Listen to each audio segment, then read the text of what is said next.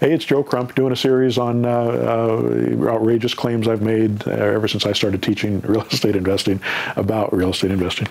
This next one is how to never do due diligence on a property. You know, so often I see people spend hours and hours. They'll find a property, or let's say they find a vacant property, and so they go and they do a skip trace and they find the owner of that property, and then they try to track down that owner, and then they talk to the owner, and usually right off the bat they find out that that's not a deal that they can get because the owner doesn't want to work with them. But let's say they do get to the owner and the owner does say yes, now they're going to buy this property for cash, so they need to go inside, or they're going to get a new loan on it, so they're going to go on there and they're going to do an inspection on the property, and they're going to check the title, and they're going to get title insurance, and they're going to do all those things before they close the deal. And then they finally close the deal. If something comes up that sidetracks that or derails the process, then that deal's done, and they've put in potentially, you know, 2, 4, 10 hours, 20 hours worth of work on that one deal and never got it to close because something went wrong. And it went wrong because they did due diligence, and they found out, hey, I don't want to get hurt. I don't have any money. I don't want to have my money on the line and get hurt.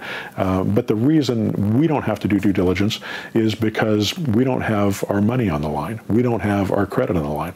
A lot of times we're just flipping these deals. So we're going to make the seller and the buyer responsible for the deal that they're buying or selling. So if the seller tells us the house is in good condition, doesn't need any repairs, we can say this is what the seller's told us to the new buyer, but it's important that you go in there and do your own due diligence, make sure the property is in good shape. If there's a problem, then you need to let us know so that before we close the deal, they're good to go.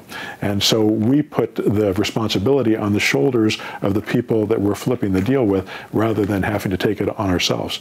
Now, if we were going to keep that property as part of our portfolio, we want to do due diligence on those.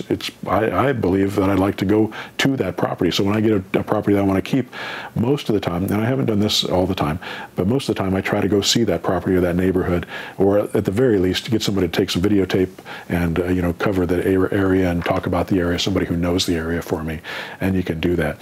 Or if you build an infrastructure in a place, you can have somebody who's looking at your subject to deals, who's an inspector, who understands the condition of properties and is going to find problems before they arise, and that way you'll know what to expect if you keep that property. So you don't have to spend a lot of time doing due diligence. Make the offer, and make the offer contingent.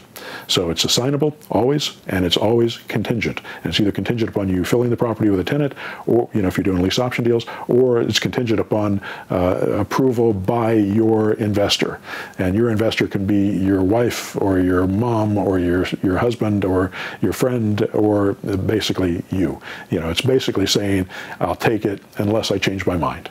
Of course, you don't want to say it that way because that's a little bit insulting, but that's kind of the position that we're taking. We want to be able to walk away from a deal anytime we want to before it closes, and that's why we don't need to do due diligence on this, and it saves us a huge amount of time. Okay, hope that helps.